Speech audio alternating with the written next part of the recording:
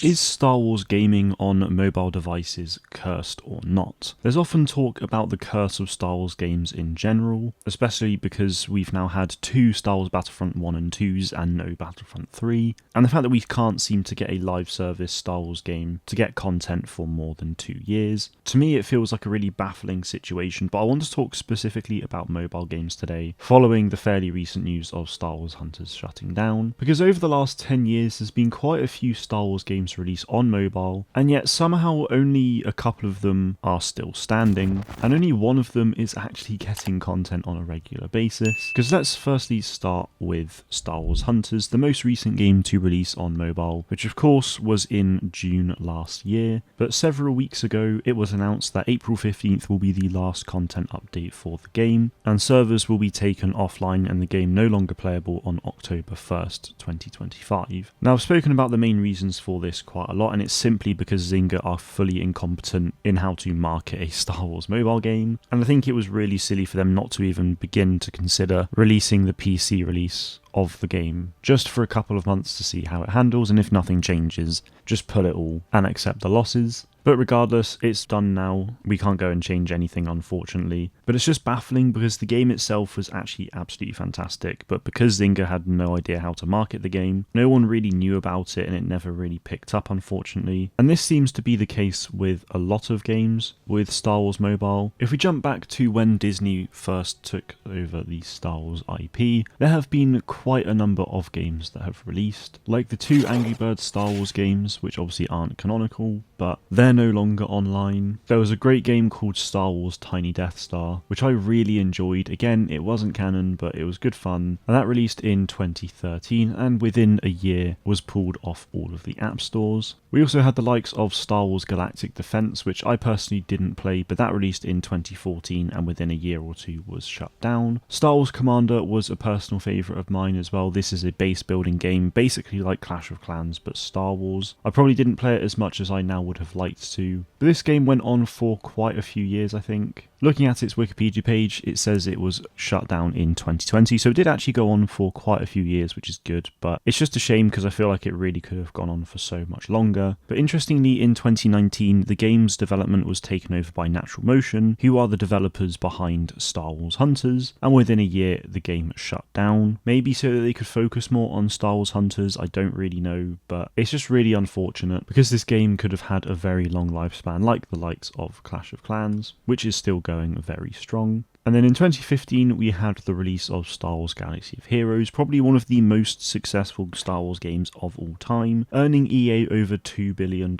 and more across the nearly 10 years of its release. And this still gets content on a very regular basis and likely will for many more years to come, so this is one of the highlights of the Star Wars gaming mobile situation. But unfortunately that game is riddled with microtransactions, it's really heavily pay to win, which is very unfortunate but probably why it's doing so well. The other game to release in 2015 was Star Wars Uprising, which only lasted about 13 to 14 months, and I personally really enjoyed this game. It had an interesting story, a very small but focused one from what I can remember, but I had fun playing it, and it really is a shame that it's no longer available. But again, this is another game that really didn't last very long. Jumping ahead 2 years to 2017, we then had Star Wars Force Arena, which I really enjoyed this game. It was a little bit like Clash Royale, but it felt a little bit more interactive. It had updates for Solo, Star Wars Rebels, and Rogue One from what I can remember, and I feel like if it was still around today, it could have had so much more updates and a lot of potential. It even says here that on the game's first anniversary, the developers revealed that the game had 6.5 million players, which is crazy, so it was clearly doing very well. But despite all of that, it was announced in late 2018 that the game will be shutting down, and then in early 2019 the game was no longer available, which again is really disappointing because this was a fun game and had so much potential with it, especially with the fact that it utilised so many iconic characters. Now these last 2 games are quite interesting because we've got LEGO Star Wars Battles and LEGO Star Wars Castaways. Both of these games are available to play, however they are only available via the Apple Arcade. Now I think it did actually release briefly on Android, but within less than a year it was discontinued, and the game then relaunched in 2021 onto the Apple Arcade. And again, this was basically Clash Royale but LEGO Star Wars, which again had so much potential and was quite a bit of fun, but again, because it was on the Apple Arcade, I just don't really feel like it stood much of a chance, because the Apple Arcade is a subscription service that you pay for on Apple devices to play games, and I just feel like that's not really going to get a huge market for Star Wars. And whilst it is still available to play, there hasn't been any new content in the game for years now, and it probably only lasted about 6 months to a year with content releases anyway, so even though it is still around, which is nice to see, it just isn't getting any more content. And LEGO Star Wars Castaways is a fairly similar situation. This game was announced, I believe, in October 2021 and released in November 2021. And again, it's actually a lot of fun. I've really enjoyed playing LEGO Star Wars Castaways over the last few years.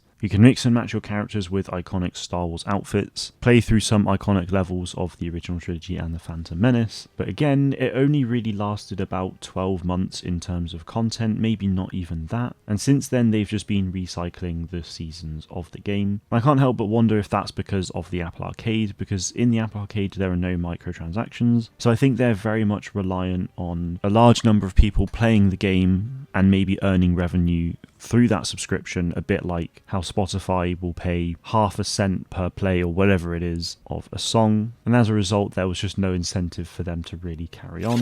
And that concludes us for all of the Star Wars mobile games in the last 10-11 years. We obviously then had Star Wars Hunters, but I've already spoken about that. But it really just is unfortunate. Of all of the Star Wars games that have released over the last several years, only Star Wars Galaxy of Heroes is really getting any significant updates. Battles and Castaways are both still available to play, but have not been getting any updates for years now, and then everything else is just shut down and gone for good. Now, Star Wars Commander, Hunters, and Force Arena, those three in particular I'm most disappointed about, because they were probably the three that I played the most of and really enjoyed. I know mobile gaming isn't for everyone, but there really is a huge amount of potential for games on the mobile phone to be fun and to be successful as well, but unfortunately that just never seems to be the case. I would really like to see more Star Wars games come to mobile devices in the future, and hopefully they actually stand a chance at surviving, because there really is a lot of potential there. But anyway guys, I hope you found this video interesting. Things never really seem to go our way with Star Wars games a lot of the time, and hopefully that kind of showed you, and fingers crossed we have a better and brighter future. But that is it from me today. Thank you all very much for watching, and may the Force be with you